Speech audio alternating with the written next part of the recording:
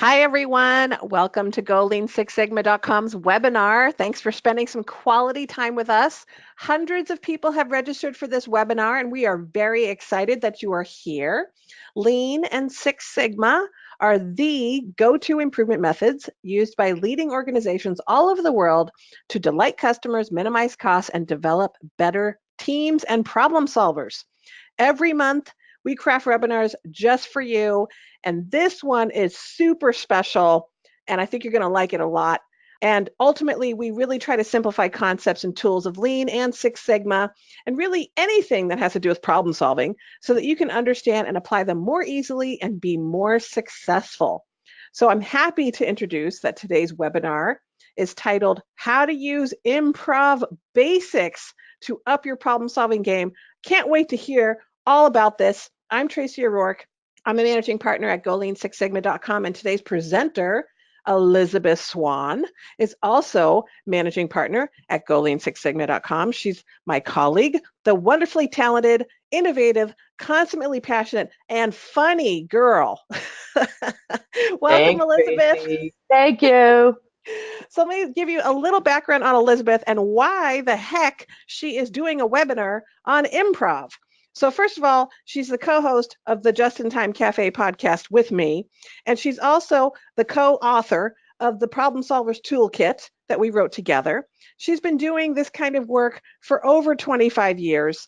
And aside from almost 3 decades in the business, she also performed at ImprovBoston. How long did you perform at ImprovBoston, Elizabeth? Well, that's about 4 years, give or take. 4 years, and she's going to be sharing some awesome techniques that really apply to problem solving today. So welcome, Elizabeth. Thanks, Tracy. Okay, so a few housekeeping notes before we get started, before we start the fun stuff. So at the end of the presentation, if you have questions, we're going to try to answer them as much as possible, but they will be available in our Go-Getter membership forum as well. We welcome you to participate. You'll be asked to participate in some polls. Our first poll is going to be, where are you from? What you want to do is in the chat window or where it says ask a question or questions, type in, where are you from? What do you say? Let's see.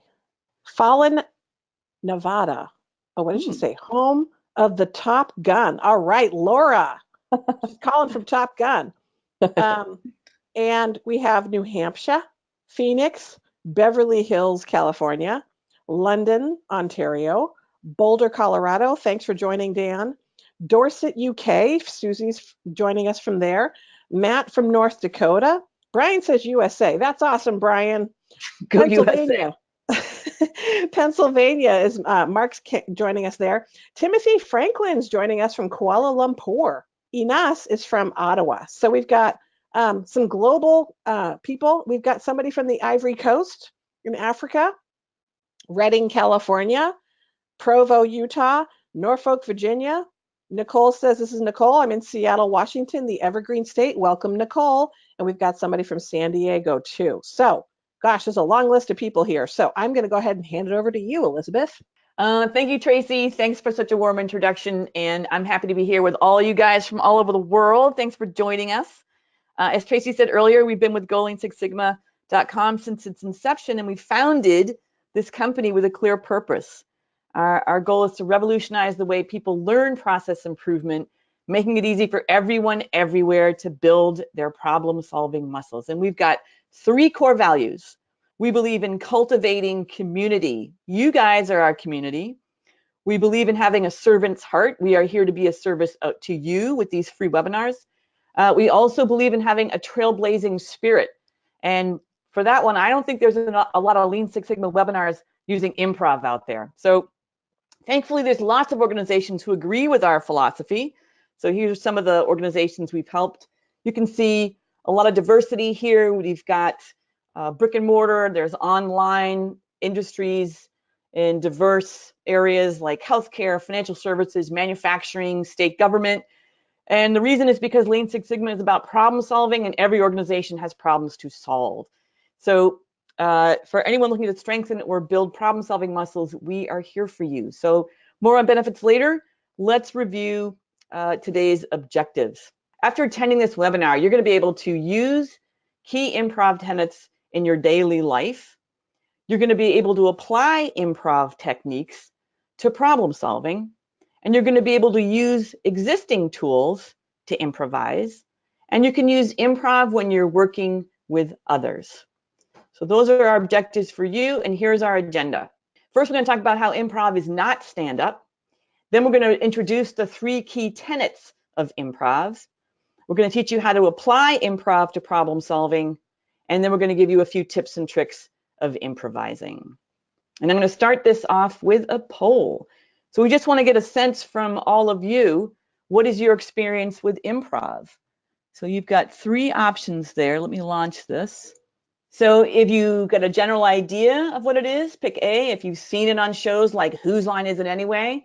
Pick B. If you've been to a live show, improv show, pick C. And if you've taken classes and tried it, pick D. So let's hear what you guys came up with. Tracy, have you ever been to an improv show? I have. I've actually been to a couple of improv shows, and I love them. They've had a couple of them out here in San Diego, and I went with my husband. Do you know what the troupe's name is out there? No, I don't. It was a while ago, but we enjoyed it for sure. It was very fun. I try to see them wherever I go if I'm in a new town, see what they've got. So let's see what these guys have to say. Okay, so the first one is 47% have seen Whose Line Is It Anyway? So that's where I think people are referencing this the most. 22% not really sure what it is, followed by 20, I've been to live improv shows, and 11% only have taken classes and have tried it themselves. That's pretty cool. So it's basically 80-20 rule in terms of 80% of the listeners or attendees know about it, know what it is, and roughly 20% not really sure what it is. So that's good. That's helpful. Mm-hmm. Thanks, guys. Okay, so let's close that and I'll bring you back. First, improv is not stand-up comedy. So when I was performing years ago with ImprovBoston, friends would sometimes introduce me by saying, this is my friend Elizabeth, she does stand-up. And I would immediately jump in to clarify that I do not, in fact, do stand-up. Improv and stand-up are really different. Stand-up is scripted and improv is not. That's the big difference. So improv is what we all do all the time. There's a great quote that I love, and it goes, "We all improvise our life. We may have goals and aspirations and attempt to plan our route, but there's no script. Anything can happen, and how we react to events around us will determine how things come out." So that's, to me, sums up what improv is all about. It seems magical. It seems like there's no net. I took a workshop years ago, and I assumed that none of us in the class had any talent. I was a bunch of teachers, it was dads, it was me, and I was sure we were just not going to be funny. And then I learned what makes it work. And anyone can do it, and everyone made me laugh. It was a great workshop. It also changed my approach to life and work. After performing with ImprovBoston for just a year, I kept performing with them. I left consulting firm I was with, and I started my own Lean Six Sigma business. I figured if I could perform on stage with no script, I could do anything.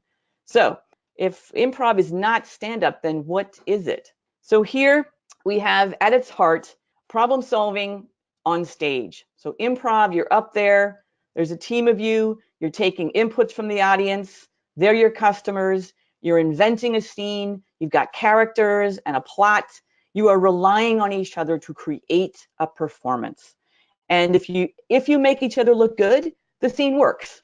And that's what happens in good organizations. We're improvisers. We're working together within an organization. If we work together well, the organization thrives. So improv changed the way I communicated and the way I work with other people. But I didn't just start winging it, right? I had strong guidelines. I worked within structure. And organizations like improv need structure. So in this scenario, everyone's trying to get where they're going, right? They could step on the gas, maybe they could honk, problem, solution, only nobody's getting anywhere. What we need is structure. Right? We need intersections, we need traffic lights. Improv provides structure too. We don't know exactly what's gonna happen on a stage. We don't know exactly what the scene's gonna turn into. And just like our roadways, we've got guidelines and rules to help us get where we're going. So let's see that in action. Now, Tracy did not do improv I did not. No, you did not. But we're going to do a simple improv structure. We're going to use the alphabet to be our structure. We're going to have a conversation, and this conversation is going to start with the letter A, and then the next person has to start their response with a B, and so on. We won't go through the whole alphabet. You know, we've got to get through a webinar here, but we just want to give you a sense of how this might work. Now, we do not have a conversation set up, just so you know.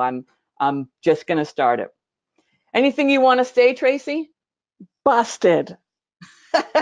Can't you come up with anything? Darn it, yes, I can. This is awesome so far. Everything I expected out of you and more. I'm having fun. This is awkward, but I'm having fun. Oh, I didn't start with an F. I should start with fun.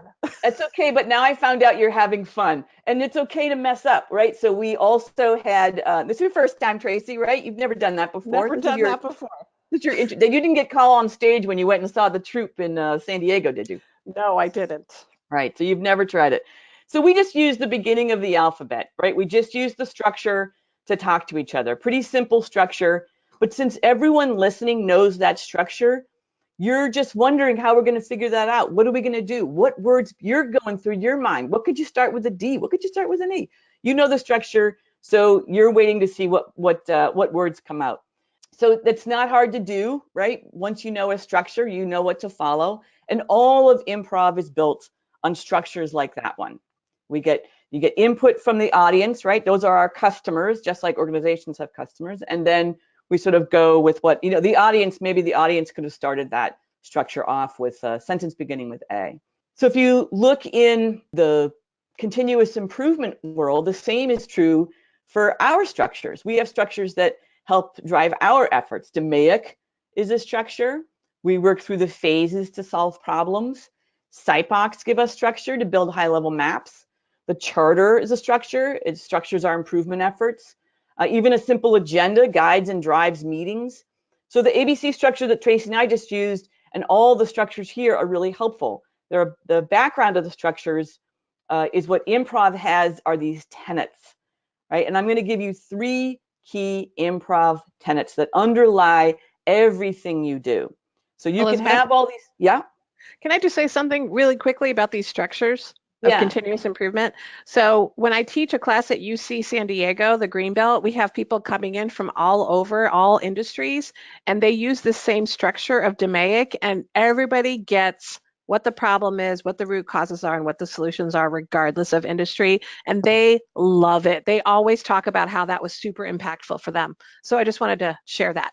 Well, thanks for giving the vote of confidence for the structures, because I think that word is used in improv, right? We talk about structures, but in our world, these are also structures. And like you said, DMAIC is a really great foundational structure and makes things clear for people. And like you said, doesn't matter what industry you're in, you get it. You got to define a problem, you got to measure it, got to analyze it, then you improve it and you control it. So these are help us problem solve. And underlying that, there's also things that are true for problem solving. And I'm going to come back to what those are in improv. So the 3 tenets of improv. I'm just going to focus on 3. There are many. To me, these are the most powerful. I'll give you their purpose in improv, and then I'm going to show you how they work in the problem solving world. The first one is yes and. And this helps you build a scene. It helps you forward the plot. Problem solving also requires forward movement. So we're going to see how that applies in the problem solving world. The next tenet is embrace mistakes. Now, mistakes on stage are generally the funniest moments, but mistakes are always also a huge part of problem solving. So we're going to embrace mistakes. And number 3 is move it. There's nothing worse than a bunch of talking heads on stage. You want to move and use the stage. So we're going to see how movement affects us in our work lives. So we're going to unpack these and see how they might be of use. So yes and is an improv basic. There's even a book out there called Yes and. It's all about improv, but it's that foundational. People use it as a calling card for improv. In the improv class, we had drills that were in the same format as layup practice. If any of you played basketball in high school or middle school or college, you have 2 lines, and when you get to the head of one line, you make what we call an offer, right? So you're offering a line to the first person in the other line. Now, an offer might be, Your Majesty, the council is ready for your verdict. And the person at the head of the other line could say, yes. And I say, open the gates. Now, that could be the start of a scene. There's a lot going on there. You already are in some kind of a kingdom. You've got a queen. You've got something happening with the gates. Like, what's going to happen? So that was a lot going on with just 2 very short sentences of dialogue. And we practiced that in those 2 lanes. Then we go to the back of the lane, and then you would become the person who either received an offer, or if you had just received one, you would give an offer. And that was one of our basic practices every single time we went to improv workshop. So the idea was to make it second nature to add and forward the scene. The idea was to give your fellow actor an interesting persona, like a queen, and a place to be. And the key was to resist the temptation to try to be funny and say, oh, I'm not the queen, I'm just the janitor. And the crowd might even laugh at you. That's funny. But then there's nowhere to go. You've kind of killed it. So think about a time when you were in a meeting and you offered up an idea. And the response wasn't yes and. It was still yes, but the person said yes, but. Well, you don't hear the yes. You just hear the but. You hear that your idea is not being listened to, and you're about to hear all the reasons they're not going to entertain your idea, which basically is rejection. So they're telling you why it won't work. If you say yes, and that means you've got to really listen to what the person just said in order to build to it. So that causes you to give every idea a chance. So I've incorporated yes and thinking in my work. I listen to what people say to me. I resist saying yes, but, because I think I know better, right? I've got experience. I've been in this business a long time. I might honestly think I know better, but I know my training tells me to keep my mind open, not always easy.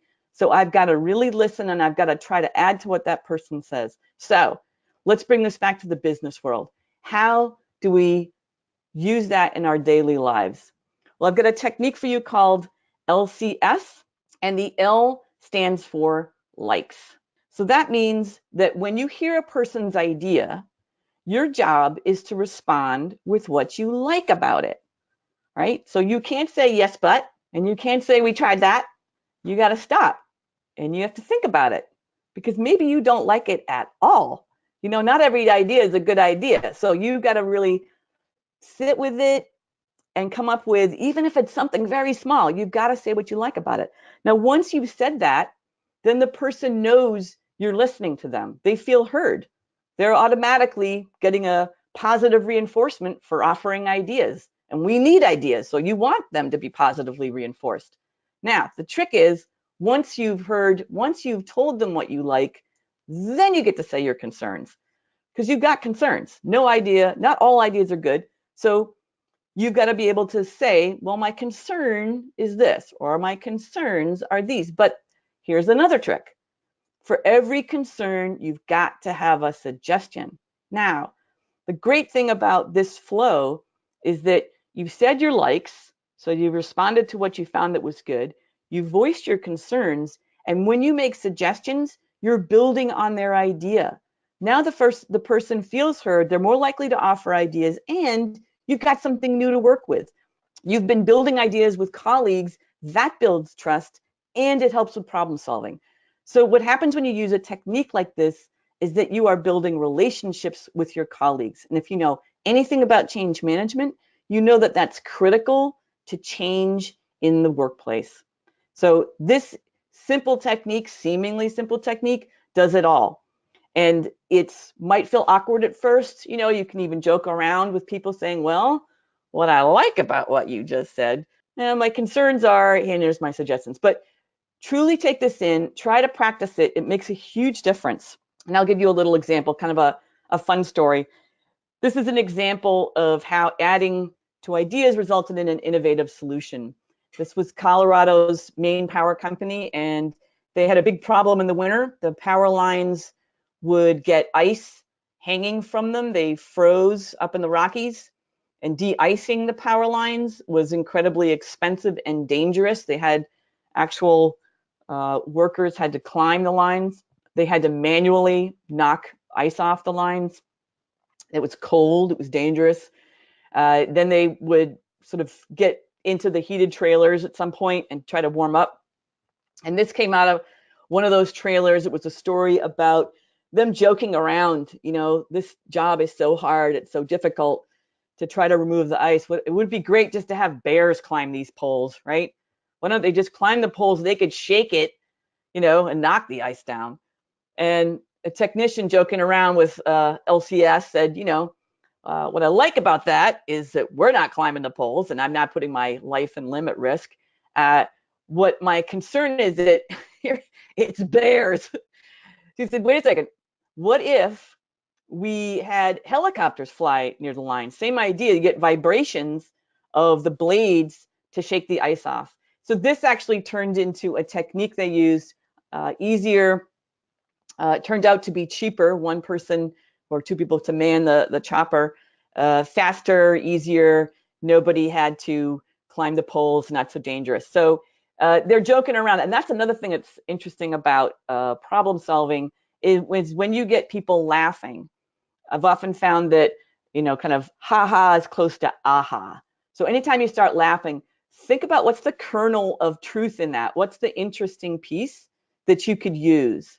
So that's just a little sort of fun fact, but LCS, really simple, really powerful. Just adopt that mindset of yes and. Make your first response be to see what you can add. Start with your likes, use concerns and suggestions to build ideas, make it a habit. You'll increase the number of ideas and the source. People be more interested to give you ideas when they know you are receptive. Makes you a better problem solver. And it also helps you network with coworkers and lay the groundwork for change. Okay, so let's go look at tenet number 2. So in improv, it's really easy to embrace mistakes because they're generally really funny. Misunderstandings on stage are just fodder for great scenes. Think about scenes you've seen in comedy shows. I don't know if you guys, probably this dates me, but I remember Carol Burnett shows where all the actors were clearly laughing because somebody messed up. And they were just trying to contain themselves laughing. But you can see that in skit shows, live shows. Saturday Night Live's another one. You see them start laughing and trying to hide that they're laughing because somebody messed up. Now, that's not the case in organizations. Nobody's, laughing when people mess up. And we work hard to avoid mistakes because we don't want to look bad. But making mistakes often means failure in many people's eyes. And that causes fear. And fear keeps us following procedures even when we know they are not good procedures. So if you heard our podcast with Richard Sheridan, he's the CEO of Menlo Innovations. He also wrote a book called Joy Incorporated. Great book, hugely successful software development company. And he said his job as a leader was to drive fear out of the room. He knew that he had to make it okay for people to make mistakes, right? Failure gets a bad reputation, but without it, we can't innovate. It's a matter of your mindset toward mistakes. So let's take a look a little more and discuss failure. So as we just discussed, as a leader, your job is to help make failure okay. Here are some great quotes just about that. So this one comes from Thomas Watson, president and founder of IBM. And he said, in order to succeed, double your failure rate. I don't know if you've heard the expression fail fast. Like, do it quickly. The faster you fail, the faster you can innovate. Another one comes from Abe Lincoln. My greatest concern is not whether you have failed, but if you are content with your failure. So again, what are we doing with that failure? As a problem solver, your job is to stay a scientist. What did you learn? And this last one I love. This came out of a sports writer. And he said, the amusing nature of errors is that the baseball players who pile up the most are generally the finest fielders. So even though you may not want to have a high amount of errors, if you look at the stats, it means you're better because you're practicing, you're trying, you're making mistakes in the process of becoming a better ball player. So thinking about failure, thinking about making mistakes, I want you to think for a second, and I want you to answer this question, and you can put it in the question box that Tracy pointed out earlier. Do you have an example of something good that came out of a mistake? So I want you to take a moment, put that in the question box, and then I'm going to pose that question to you, Tracy. This is more improv for you. What what do you have as an example of something that was a failure or something good that came out of a mistake? Okay. So actually, I do have one. So actually, this came from me volunteering at the school.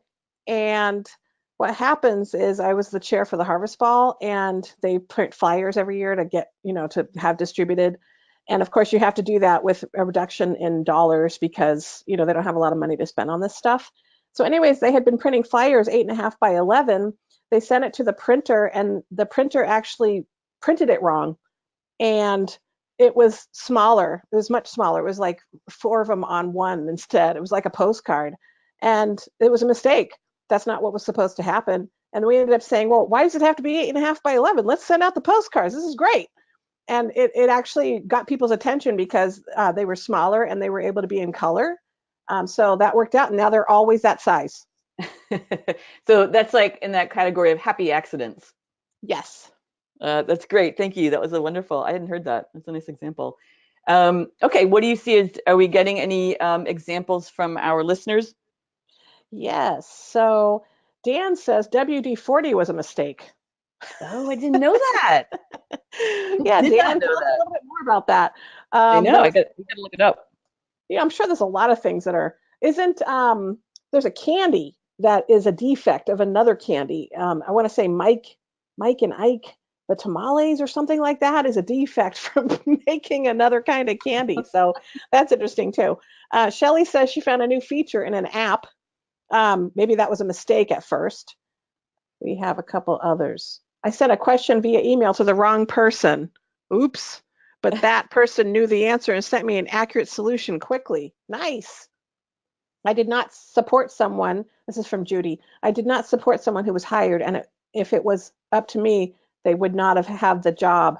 But they turned out to be really successful in their position. Very nice, Judy. Wow, what a nice acknowledgement too, that you didn't want them, you made a judgment and you found out, that my judgment was off. That's great. Mm-hmm. Letissa says we located a system issue from inputting wrong information during testing. Yeah. Oh, that because they entered the wrong information, they discovered an issue. So that it led them to solve a problem. That's great. I like that. Yep. Joseph reminds us that 3M Post-it notes were also a mistake. That's true. Oh, let's come to that. Well, these are great. I'm going to jump to the next slide because he just brought up that one. Unless you have another one that you want to share. Well, Cindy said the double stuff of the Oreo cookies. I'm wondering if that was a mistake. I still think it's a mistake. And potato chips were a mistake, according to Sean as well. Oh, that's cool. Yeah, it's like pot stickers. I think that was a mistake where they left them in the pot too long and they stuck to the bottom. Somebody fried them and then went, hey, it's good when they got a crispy bottom, right? Probably Right. the same thing. Okay, so let's go. Since they mentioned Post-it notes, I want to come to the next one. And that is these two. So Thomas Edison, who invented the electric light bulb, he had thousands of failures before he discovered that a tungsten filament would work to illuminate the light bulb. And his quote was, before I got through, I tested no fewer than 6,000 vegetable growths and I ransacked the world for the most suitable filament material. So he saw each failure as a part of the learning process. And then, as one of our listeners pointed out, the Post-it note, this came from Art Fry. He worked at 3M. He was a new product developer. And the story I heard was that it originated with a failed batch of glue. It didn't stick permanently. So he was trying to figure out what to do with it. And he tried it on little slips of paper, originally as a bookmark. He was, I think when he was in a choir and he kept putting his pieces of paper in the books and they'd slip out. So he used it as bookmarks. But then he also tried to let his admin staff try it out. He just let people experiment with it. And he brought the idea to management. But the motto for 3M was, we make things that stick. And it didn't stick, right? You could pull it off. And so they said, no, this doesn't really fit our motto. So he kept giving it out to the admin staff. They kept asking him for more batches because they loved it. He was using it and he stuck with the idea. It took about 7 years to get to market, but now obviously Post-it notes are ubiquitous. And Art was up against leadership, but it did not view failure as an opportunity, right? Back to Richard Sheridan of Joy Incorporated. We'll talk about him. So yes, you can get great opportunities from failure. And as a learner, and here's another structure, obviously PDCA, you want to use experiments as a way to learn. So Tracy and I actually toured Menlo Innovations up in Michigan, and they made it clear that one of the expressions you can hear many times during the day is, let's run the experiment. All right, it's the ideal mindset. It's also a mindset at golean6sigma.com. We were just talking with the staff right before this, and I was asking, when did the email go out to remind people to come to our webinar? And they said, it told me what day it went out, and of course, me like a know-it-all, like, hey, why don't we send it out day of? And they said, actually, we tested that, right? We tested, is it better if we send a reminder 7 days in advance, or if we do it a day before or day of? And it was, I think, like they said, 70% better response from people signing up if we got it a week out. So that is constant. These guys are constantly testing. We never assume. We listen to what each person, regardless of position, brings to the table. And that's what you want. You want experimentation as second nature. So you're constantly running small PDCA cycles all the time. It's a great format for experimenting. You have a hypothesis, you set yourself a goal, you try out your idea, and you learn from your results. So success or failure, you're learning a little bit more, and then you try again. So you plan it, you test it, you check it, get results, and then you make adjustments and you test it again. So great structure for experimentation. That brings us to the end of embracing mistakes. So it means people are free to innovate. Problem solvers should approach mistakes as learning opportunities. Leaders must work to remove fear of mistakes from the workplace. Mistakes drive innovation. Innovation and experimentation are key to growth. If anything, make mistakes faster. Okay, so now I've got another idea, another question for you guys. Before we launch into this next segment, I want to know, where are you and what are you doing when you get your best ideas? Go ahead, put that in the question box. And Tracy, where are you? What are you doing when you get your best ideas? Well, I usually I'm taking a break. I'm on my bike and, riding on my bike or on a stationary bike. But it's usually, I'm doing some sort of activity and, So something happens. Great. So that's a nice example. What are you seeing from our listeners? Let's see. Someone wrote, I get many shower epiphanies. Shower epiphanies. I love it. Christiane says, on the row machine and running when I used to run. Okay, we actually have, most people said in the shower, believe it or not. Like, yeah. I'm skimming through this. Sleeping. Sleeping, yeah, cool. Wow, driving to work. Driving to work. Yeah. Laying in bed. Okay. Let's see. Sleeping. I work in early morning hiking. Hiking. Someone put. I'm impressed as an early morning hiker. Laura says when I'm baking. When I'm baking. Okay. Well, that's one more funny one. I'm sorry. Okay, Jordana said rearranging the furniture. Well, do you do that a lot? Yeah, come over to my house. That needs to happen over here. Okay. So nobody said cubicle. Nobody said conference room. Most of you, it involved movement, even if it was just the movement of your rapid eye movement in your dreams because you were lying in bed sleeping. So the same is true with improv. Improv, the idea is to move around, use the stage.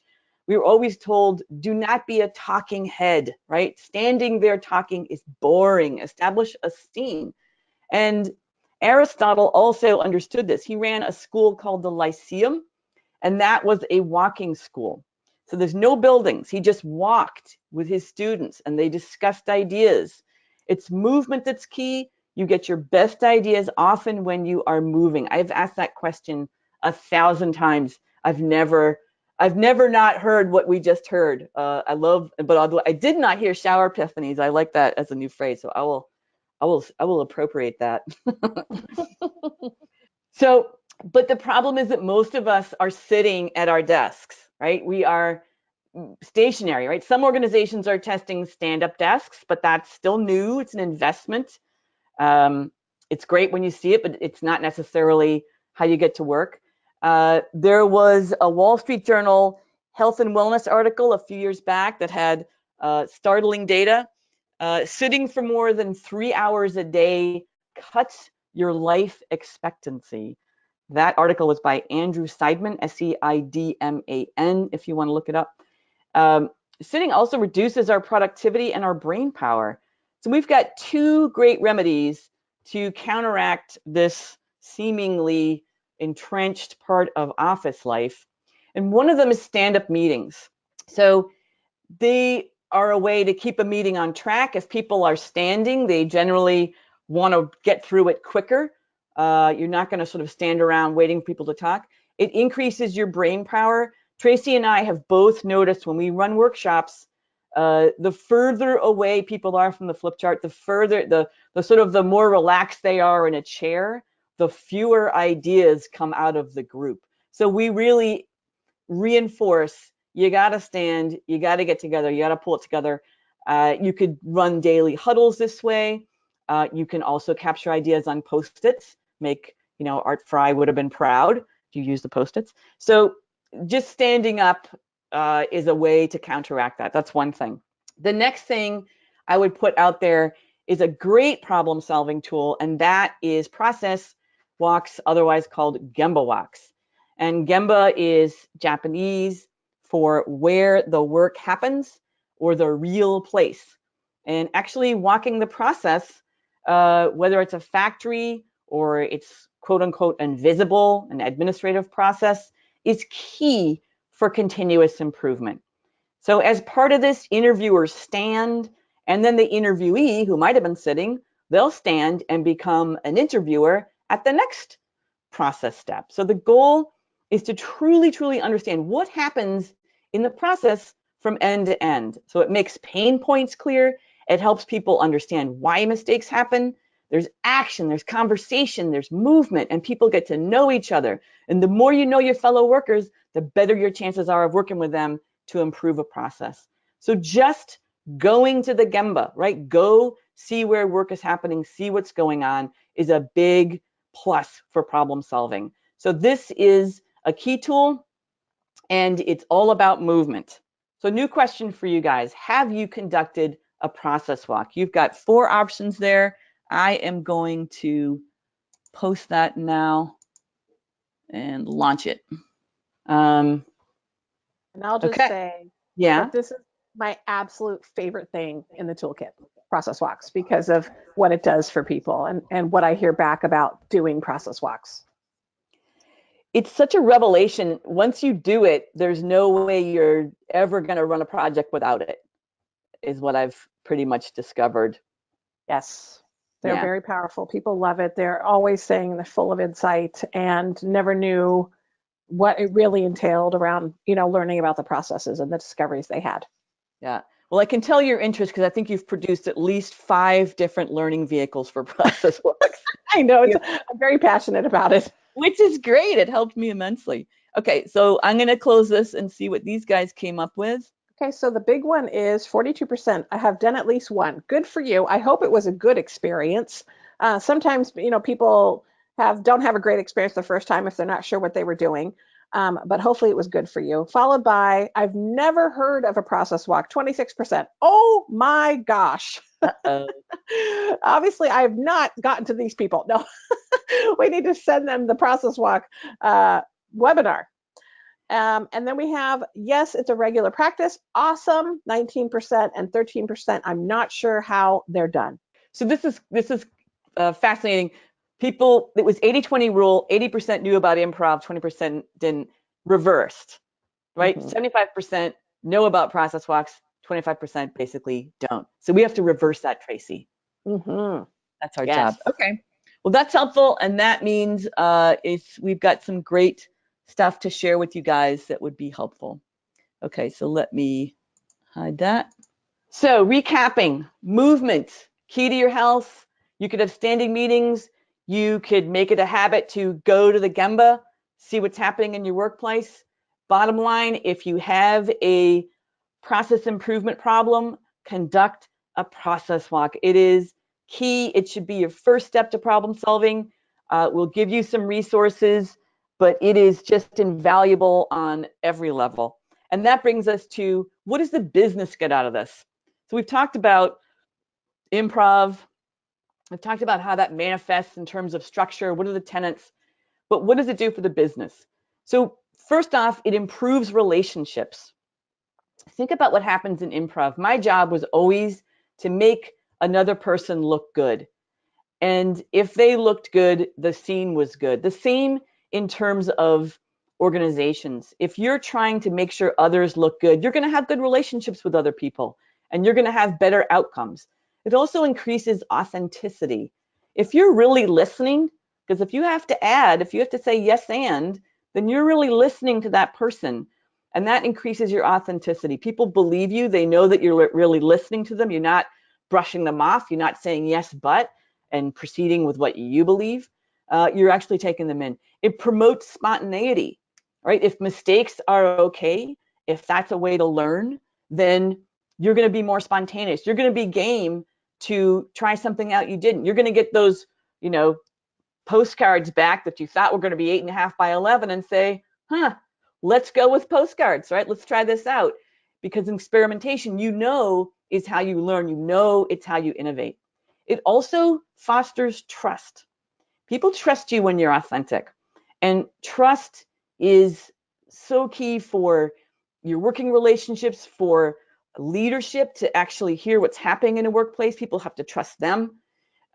So if your job is to drive fear out of the organization, you're going to be increasing trust. It nurtures innovation, as we talked about. It's okay to make mistakes. You can try something new. It increases co-creativity, right? You're building on the ideas of others. You're using likes, concerns, suggestions. You're promotes personal and professional growth because you're always learning. If you're trying and experimenting and innovating, you're going to be constantly growing professionally and personally. So it drives organizational performance. Everybody wins. So let's come back. Structure sets you free. And problem solvers have a lot of structures at their disposal. We gave you some key. You also have to say yes and, really listen and add to what's being offered.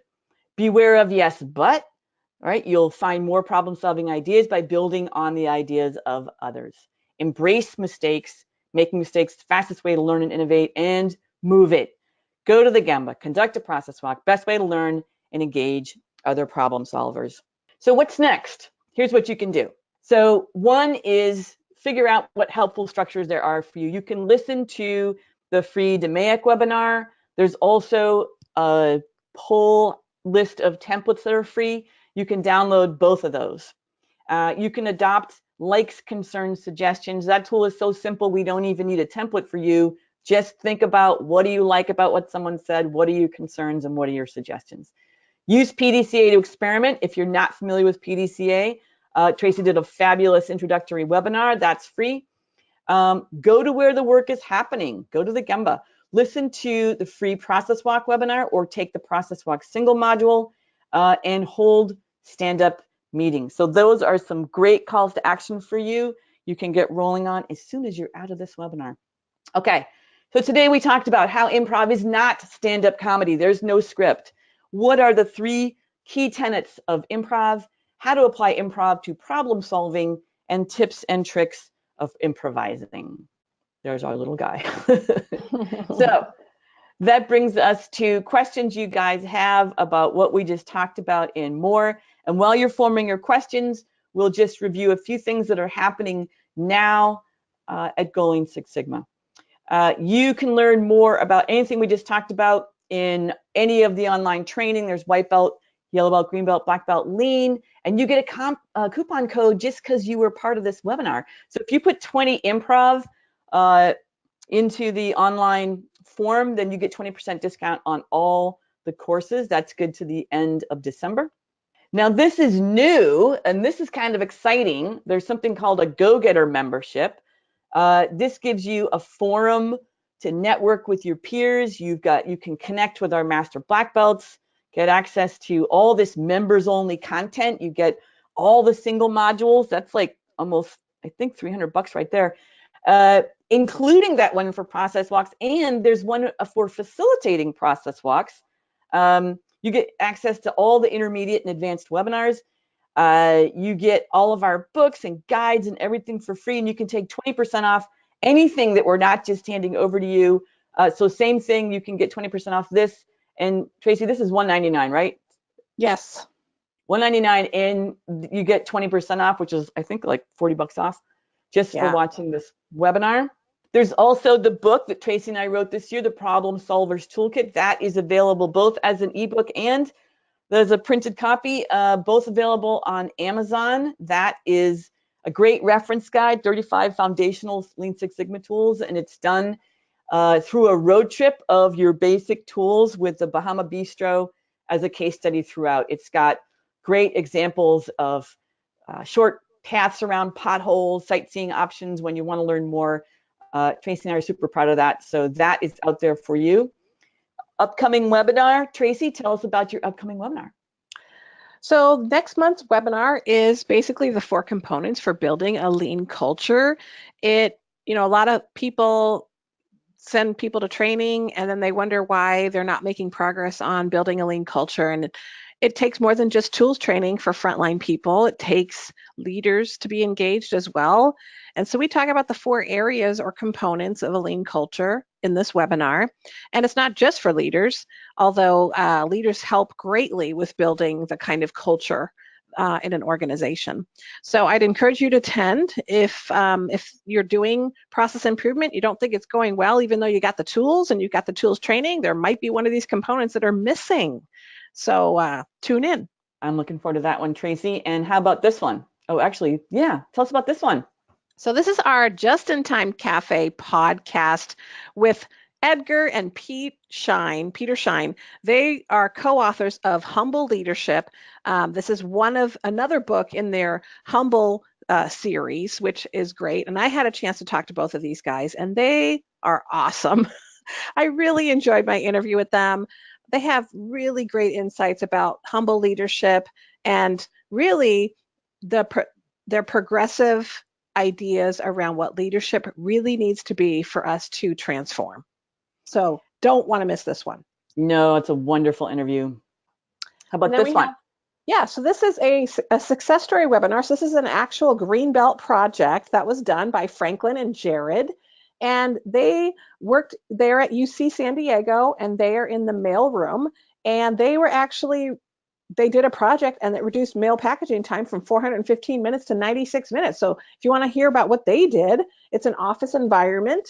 They walked the process and they were able to make a really big impact. So tune into that one. It's 30 minutes on their Greenbelt project. That's a great one. And now... And then we have Irene Longoria. She is our featured Wonder Woman of Quality. I've had the pleasure of working with Irene directly. She works for Solar Turbine. She's the Master Black Belt here in San Diego. And she has really transformed their whole Lean Six Sigma training program at Solar. So hats off to Irene, and get to know her a little bit by looking at our blog with her. Absolutely. And that brings us back to questions, Tracy. All right, so we've got a few. Do you have any tricks we can use when looking for the right word? So I'm going to guess it's related to the alphabet, maybe, but I could be wrong. So actually, I've got two answers to this, because I am constantly looking for the right word, and that's because I do a lot of editing, and that means I have my little handy online thesaurus ready constantly as I punch in my words and try to find the best word, my new word, my most favorite way of replacing the word that's not working for me as I struggle for the word. And if you're doing it live, sometimes I ask the person I'm talking for, hey, what's the word I'm looking for? It means, exciting, but it's more innovative than that. So once again, you can engage the person you're talking to in helping you find the word. So there's two. There's a live and there's an online. Very nice. Thank you. Okay, Lisa says she has an unusual question. She says, I'm drawing a blank with using Six Sigma for my morning and evening routines during work days. One thing I was thinking was potentially huddles, right? Morning huddles. That's definitely something that people use to, bring teams together and those kinds of things. Do you have any suggestions for her? Yeah, I think huddles is great. And Morning, it's like what's on for the day. And one thing we've been incorporating more and more is reflection, because I often feel like what we do is we do what we do and we're on to the next, right? It Mhm. worked, it didn't work, whatever, moving on. And that moment of reflection. So it might be the end of the day routine to reflect on, what happened, what worked, what didn't, what can I learn and take with me to tomorrow. And I move that into my morning routine, but I think end of day is also a nice time for reflection. So there's two Yes. thoughts. And I'll also add there the Kanban board, right? So organizing and prioritizing, little actions that people have to do. A lot of people start their morning routines with looking at their personal Kanban board. And if you want to learn more about that, it's a great book written by Jim Benson called Personal Kanban Board. And it's great to make your work visible and prioritize your work. Yeah, and we've got a review of that on our site if you want to read a quick review before you buy or in addition. Okay, perfect. Okay, a few more questions. Oh, Tracy wants to know, what is the name of that book again? I can't seem to find it on Amazon. I'm guessing Uh, it's our book, or maybe it's oh Humble yeah. Leadership. Okay, so we'll tell you all the books. Yes. So one is the Problem Solvers Toolkit, and I think Problem Solvers, you have to make sure it's hyphenated. That might cause a search glitch if it's not hyphenated. So the Problem Solvers Toolkit is one. And if you were reacting to the Edgar Schein book, that's Humble Leadership. He also wrote Humble Inquiry, and there's reviews of both those books on our website as well. Tracy and I both highly promote and love those books. So there's all the books we talked about, I think. Yes. Okay, Anna also has a question. She wrote, I work in government and our processes are mostly documents and data. How do you perform a process walk when your work area is cubicles, computers, data, and emails? I've navigated to process mapping, but what other tools could help with this? Is it okay if I take this one, I'd Elizabeth? love it if you did, because I know you've dealt with this so many times. Right. So that's actually when process walks are the most important is when the process is invisible. Most administrative processes are invisible. You cannot see them. So that's why it's really important to walk them because you would be amazed at how complicated we make these processes when we can't see them. So, and as a matter of fact, we've got a process walk video on our website, a real process walk that was done in government. And so you actually see these people go to different cubicles and it works. So I'd encourage you to find that. It's a video for process walks on our website. We can send you the link probably, Anna. Hopefully that will work. Do you have anything to add on that, Elizabeth? Nope, that's great. It's a great question, and I'm glad you were able to field it. Great. Okay, let's see. Let's see if there's any more here. I work in a typical operations environment where the general motto is to do what we've always done and maybe try to do it more efficiently, but we don't change things. Any ideas on how to introduce a culture of change into a typical repeat type of environment? It's tough. Culture is a beast. It exists, and it's very hard to move it, and it generally needs leadership support. So the thing is to expose leaders to what's possible. And the way I was having an interview recently with Mohammed Saleh from Hartford Healthcare. He is a lean sensei. He's been at this for a lot of years. And we talked about just this question. His podcast will be out next year. And he said, you can't really convince people what to do, but you've got to look at what does your current culture sort of cost you in terms of opportunity. So if you look at what is the current system doing, what are you not doing? What's not happening. There's probably you have to sort of look at where the opportunities are and contrast that with how so the levels you're reaching now. Is that Tracy? Do you have anything to add on that one? No, that's wonderful. That's great. Good feedback. I am looking at a couple of the other responses for you. So Jessica writes, we run role-playing exercises for our IT help desk student workers to help them with answering questions. This was very helpful for improving that process. Thank you. Good job, Oh, Elizabeth. well, that's nice. Thanks. Yes, and Brian wrote, I don't have any questions. Thank you so much for this webinar. It was very innovative. Cheers. Um, Cheers back. We have a few questions on getting copies of the slides. So yes, they will be getting copies of the slides. Is that right? Still? Yes, I believe so. Yeah. And Okay. if anyone had a question that we didn't answer, it will answer you personally. Q&A is all now in the forum. So if you want to see other Q&As that happen in the forum, go ahead and join the Go-Getter membership, which is an awesome deal. So I say go for it. One person did ask about the book by Richard Sheridan, Joy Incorporated is the name of that. And then we had one other, this will be the last one, I believe. Okay. And it's the same one. She actually said, that's great. Thanks for the examples of starting your day at work, but she meant from home. What could she do from home to incorporate Lean Six Sigma thinking into her world? I could think of lots of ideas. I think about how I've incorporated, process improvement into my world. I actually use the Kanban board for all kinds of stuff, not just work tasks, but also personal tasks that I want done. So that's definitely one way you can still start. But I think about kitchen Kanban and some of the mechanisms people have in their house to make sure they don't buy enough of or too much of something and never run out of something. So they're installing Kanbans in their homes. How about you, Yeah. Elizabeth? I was just going to say, you should go look up Tracy's shoe Kanban board, which is a hilarious but incredibly useful tool for managing your shoe collection.